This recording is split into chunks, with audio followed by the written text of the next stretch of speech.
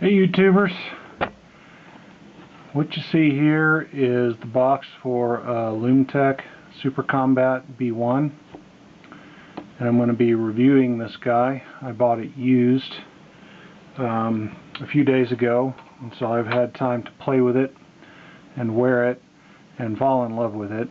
It's an awesome watch, and I thought I would sort of give an unboxing demonstration of what you will get if you get one of these guys, and then talk about it a little bit. And yeah, that's a Context G2 you see in the background. That's a little bit of a hint as to what's coming up in terms of camera reviews, so stay tuned on that. So here's the box for the Lum-Tec Super Combat. This is the paperwork that describes the movement that's in this watch. It's an ETA, or ETA 6498, and this is a somewhat decorated movement. We'll see that in a moment. And the watch is a limited edition of 1,000, which I guess isn't really all that limited.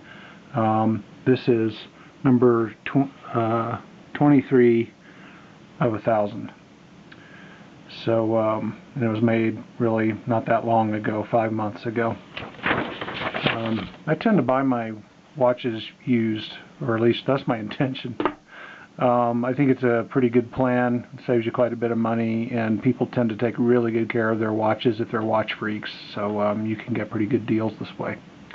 Anyway, it's in a nice blonde wood box, which you gotta love.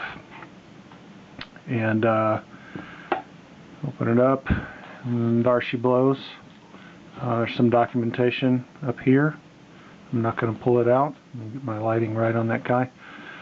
It's a very good looking watch. It's a 45 millimeter case, kind of a coin edge going on. The B1, which is what I have here, that has the minute numbers or numerals rather than hour numerals. I really like this style. It just has a look that I prefer to the hour numerals.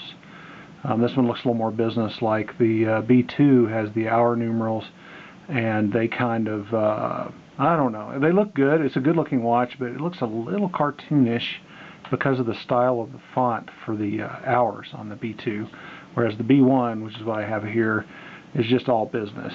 It's, what would be the term? Badass. Yeah, that's it. Badass. So anyway, let me grab this guy off of his cushion here. The box has these two nice little slots in it, and over here I have a leather band, which I haven't really tried on the watch, and here I've got a black NATO band. And I've been wearing this black NATO band. I'll put it on the watch in a second. This is for full badass mode. The watch looks awesome in this black band. I love it. I'll show you that in a minute. Alright, here we are a little closer. These watches, the name comes from the fact that they're very proud of their luminescence. Watch guys call that Lum for short, and that's the ability of a watch to glow in the dark, or for the hands or the numerals, other markings to glow in the dark. And Lum-Tec is pretty proud of their luminescent technology. I'll demonstrate that a little later. This is a manual wind watch. It's mechanical, but you wind it by hand. It doesn't wind itself. It's got a screw down crown, and it winds fairly smooth.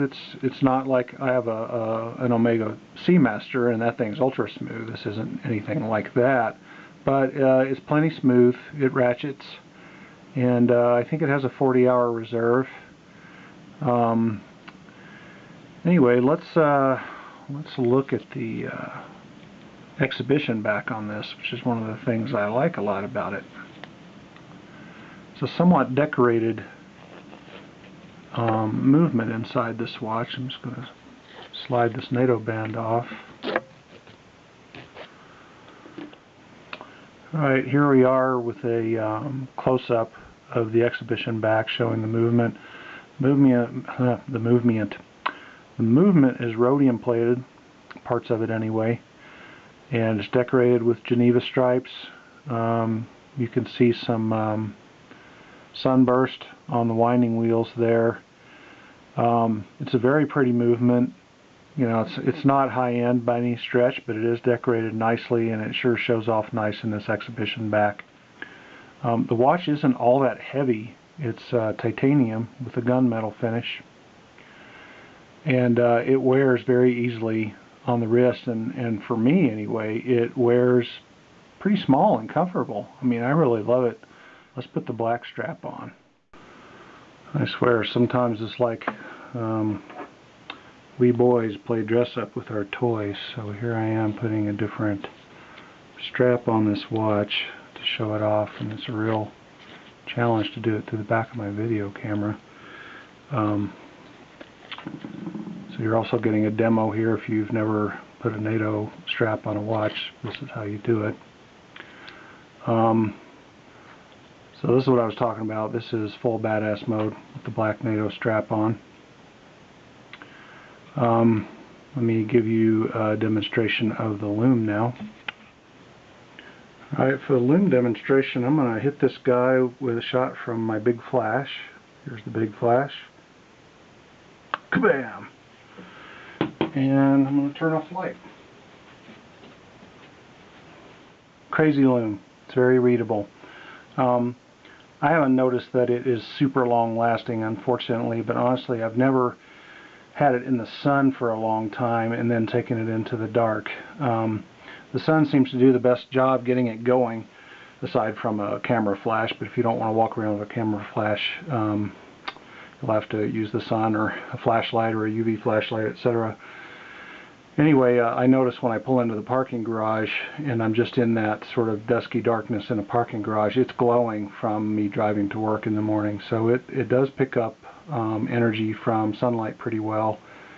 And it does glow through the night, but it does not maintain this kind of brightness for a super long time in my short experience. And here's an on the wrist shot. You can see that on my, I think I have about a 7.5, 7 3/4 inch wrist, but it's fairly flat, I guess. It goes okay. It doesn't look super giant, and it is ultra comfortable. I tend to wear it kind of loose on this NATO strap. You can see I don't have much, maybe you can see, I don't have a whole lot of strap left over here. I don't have to wrap it back around.